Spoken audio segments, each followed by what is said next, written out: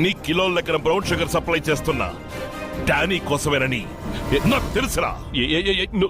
ఏంటి డానీ పేరు చెప్పగానే లొడలొడని వాగే నీ నోరు వడకడం మొదలెట్టింది.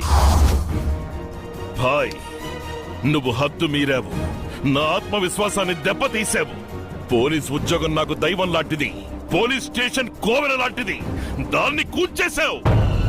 చట్టాన్ని అతిక్రమించిన డానీని తీసుకెళ్ళా నేను దిగులు పడేవాడిని కాదు, నా స్టేషన్ ని కూల్చి తీసుకెళ్ళావు.